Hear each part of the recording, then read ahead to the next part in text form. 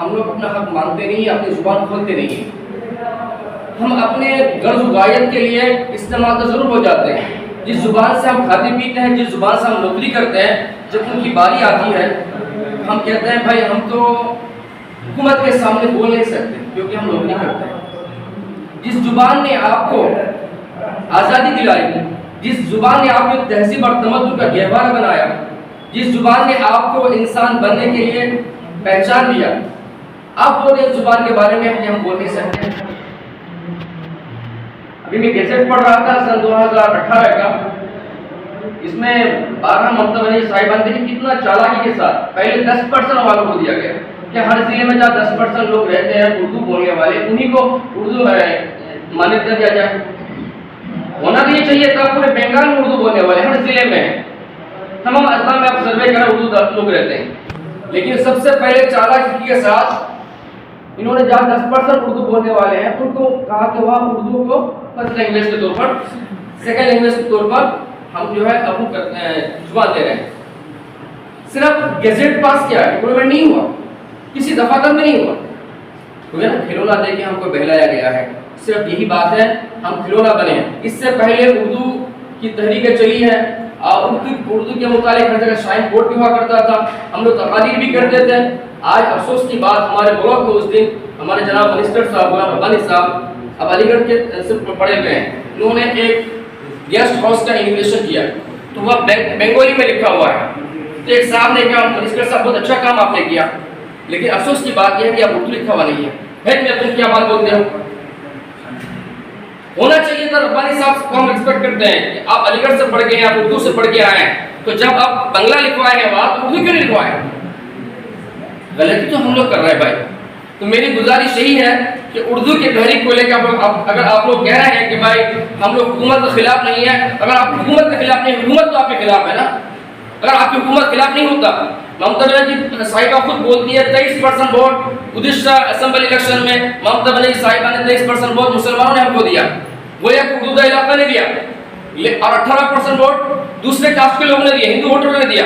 23% लोग आपको वोट देती है और आप उसका जुबान है, उनकी जो शख्सियत है उसको आप छीन रहे हैं, उनको आप कत्ल कर रहे हैं, और हम कह रहे हैं कि भाई हमें उससे कोई बैर नहीं है, हमें जुबान से बैर है। तो मैं कहना चाहता हूँ अगर हम लोग जंग लड़ने आए हैं, तहरीक को आगे बढ़ाना चाहते हैं, उर्दू के बका चाहते हैं, उर्दू के तहफ़्फ़ुज़ चाहते हैं, तो भाई हमको बगैर सोचे समझे सियासत से उठकर कोई भी आ जाए, सियासत से उठ के हमको लड़ाई लड़नी पड़ेगी, तभी जाके तहरीक कामयाब होगा। अगर हम और आप ये सोचते हैं नहीं भाई हमारे जनाब प्रेसिडेंट साहब क्या कह देंगे, हमारे मंत्री साहब क्या कह देंगे, एमएलए साहब क्या कह देंगे, तो भाई ये सारे फ्रंट बस्तों में रख दीजिए, आप लोग कुछ होने वाला नहीं। उर्दू इसका नाम है, ये उर्दू लफ्ज़ ही जो इनकलाब लाती है जहनों में, दिमाग में। काफ़ी अहम बातें मास्टर आरिफ साहब ने बताई और उनके लिए शेर के बड़े तरीके से हवा में रस बोल सकते हैं। अभी कुछ लोग बाकी हैं जो उनको बोल सकते हैं। नाउमीद की कुफ्र है, इंशाअल्लाह हम अपनी लड़ाई लड़ेंगे। और एक बात यह है कि ये लड़ाई हमारी किसी हुकूमत से नहीं है, किसी के खिलाफ नहीं है, लड़ाई उर्दू के लिए। और जिस हद तक जिस मुमकिनात हमारे लिए पेश आई है हम उसके लिए लड़ने के लिए तैयार हैं। और ज़बान हमारी है, ये हमारे आने वाली नस्लों के बका की ये लड़ाई। उम्मीद करते हैं कि ये महफिल आज की यहाँ पे हम लोगों की शिरकत इस बात की गवाही दे रही है कि हम उर्दू की ज़बान की हिफाजत के लिए बेदार हैं और इसके लिए जो भी लड़ाइयाँ लड़ने की ज़रूरत होगी हम लड़ेंगे। मैं दावत सुखन देना चाहूँगा जनाब इफ्तिखार साहब को जो चाकुलिया से तशरीफ़ फरमा है, क्या आप आएँ और दो चार बातें रखें। हम चल रहे हैं, हम इस रास्ते में हमको उर्दू पढ़ाया जा रहा है, फिर मंजिल में जाके जब मंजिल की बात आती है बोलते हैं यहाँ उर्दू की जरूरत नहीं है, तो हम क्या करें? या तो आप हमारा रास्ता को बदलिए, हमारे सब्जेक्ट में बांग्ला शामिल कीजिए, या फिर नहीं तो हमें रोजगार से जोड़िए। जहाँ हम आप तकर्रुरी कर रहे हैं किसी भी सरकारी दफ्तर में, तो हमारी तकर्रुरी में उर्दू वालों को जगह दीजिए। दो ही बात है, हम किसी के खिलाफ नहीं है, हम अपना हक के लिए आवाज़ बुलंद करते हैं। हमें हमारा हक दीजिए। हम हर वक्त हर वो इंसान के साथ है जो इंसानियत की बात करता है, चाहे वो रास्ते पे हमारा दुश्मन नजर आए या दोस्त नजर आए, अगर वो इंसानियत की बात करे, खलूस की बात करे, हम उसके पीछे उसके साथ कंधे से कंधे मिला के खड़े रहे। दूसरी बात यह है कि कोई भी चीज आसानी से नहीं मिलती, और जो आसानी से मिलती है उसे भीख कहते हैं, और भीख की जरूरत हमें है नहीं। क्या तो हमें इस मकसद को हासिल करने के लिए एक लाहे अमल इख्तियार करना होगा, एक प्लानिंग करना होगा, और एक सही रास्ते को चुनना होगा जिस रास्ते पे चलकर हमें कामयाबी मिले। हम जहाँ तक समझ पा रहे हैं, जितने लोगों ने बादशाहियत की है उसके आबाओ अजदाद ने पहले हजारों लाखों जंगें लड़ी है, तब जाके उनके औलादों को बादशाह के बेटे को बादशाहियत मिली है। तो बात यह है कि जैसे कि हम लोग जानते हैं, अगर बहुत ज़्यादा मिसालें नहीं लेंगे तो मुगल कंपायर को ही ले लेंगे। जब उनके बाबर, अकबर, हुमायूं, शाहजहां, जहांगीर, औरंगजेब, उसके बाद के जो राजा थे वो इतने कमजोर पड़ गए थे कि उन्हें जंग लड़ने की सलाहियत ही नहीं बची थी उनमें, जिसके कारण वो लोग अपना हुकूमत खो दिए थे। तो आज हमारे हाथ, हमारी जो हालत है, मुझे कुछ ऐसा ही नजर आ रहा है कि हमारे हकूक को मांगने के लिए हमारे अंदर उतनी सलाहियत ही नहीं है कि हम अपनी बात को सही से सही दरबार में जाके रख सके और हमें हमारा हक मिल जाए। सबसे पहली बात है, जब 1945 में मेरे प्रोफेसर ने, डॉक्टर साहिद जमाल ने पढ़ाया था, आज भी वो बात मेरे कानों में, ज़हन में गूंजता रहता है कि जब 1945 में जापान में हिरोशिमा और नागासाकी पे बमबारी हुआ था, तो अगले 1948 में जाके देखा कि जापान जो है 3 साल में इतनी तरक्की कर चुका है कि अमेरिका को फिर से खौफ होने लगा कि कहीं ऐसा ना हो कि ये फिर से खड़ा हो जाए और हमारे साथ फिर से जंग लड़ना शुरू कर दे।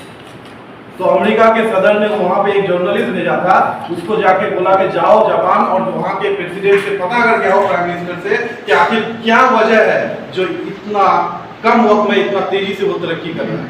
तो उसको याद है, शायद मेरे दोस्त इफ्तेखार सदा को, मास्टर मुश्ताक साहब को भी याद होगा वो लम्हा जब बताया गया था, within a short span of time a nation rose like a mythical phoenix from its own ashes. इतनी कम मुद्दत में एक नेशन इतना तेजी से उभर के आसमान छू रहा है, इसकी वजह क्या है? What's the reason behind this? ये जर्नलिस्ट का क्वेश्चन था जापान के प्राइम मिनिस्टर से। उसने जवाब दिया था, वी एजुकेट आवर पीपल। जब वो कहा प्राइम मिनिस्टर ने कि वी एजुकेट आवर पीपल, तो वो प्राइम मिनिस्टर हैरानी से, ये जर्नलिस्ट हैरानी से देखता रहा, बोले excuse me sir, I am sorry. फिर से उसने अपने क्वेश्चन को फिर से वही रिपीट किया, within a short span of time a nation rose like a mythical phoenix from its own ashes. तब फिर उसने वही जवाब दिया, वी एजुकेट आवर पीपल। ये 3 बार हुआ, तीसरी दफा में जब जवाब जर्नलिस्ट को मिला कि वी एजुकेट आवर पीपल, तब वो जर्नलिस्ट बोला ओके सर, थैंक यू। तो ये जो जवाब था, वी एजुकेट आवर पीपल, तो हम लोग जो कर रहे हैं, हम लोग अपने लोगों को एजुकेट नहीं कर पा रहे हैं, जिसकी वजह से हमारे ऊपर तरह तरह के उल्टे पुल्टे कानून लादे जा रहे हैं, उल्टे पुल्टे रास्ते में हम लोग को धकेला जा रहा है। अगर सबसे पहली बात, आप अपने लोगों के अंदर एक बच्चा को भी ये बात बता दीजिए कि आपके WBCS में जो है आपको उर्दू पढ़ने से तकर्रुरी नहीं मिलेगी। इल्म होना चाहिए, सवाल करना सिखा दीजिए।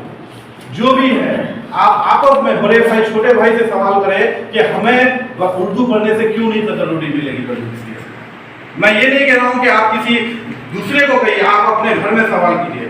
जिस दिन ये सवाल 10 बार रिपीट हो जाएगा तो जवाब भी आपके हाथ में होंगे कि क्यों नहीं। तो इसीलिए मैं आप लोगों से यही कहूँगा कि हम लोग बोले, लेकिन मैं यही कह रहा हूँ कि बहुत ज़्यादा मीटिंग नहीं करके, जो बात है, जो लीगल वे है, कोर्ट की बात है, कोर्ट जाना ही पड़ेगा। शायद मुझे तो दूसरा रास्ता नहीं नजर आ रहा है, तो कोर्ट के लिए फंडिंग की बात कीजिए, कैसे फंडिंग होगा। और उसके बाद जो है जरूरत पड़ेगा, अपने इलाके में घर घर में हर जगह जाके मीटिंग कीजिए कि हमारे बच्चों को उर्दू पढ़ने से क्यों नहीं मिलेगी, इस बात पे। और इसके लिए जो भी प्लानिंग है आप सब मिलके कीजिए, मैं भी आप लोगों के साथ हूँ। और फिर वही बात कहने को मैं आया हूँ कि आसानी से कुछ नहीं मिलेगा, हम लोगों को कमर बांध के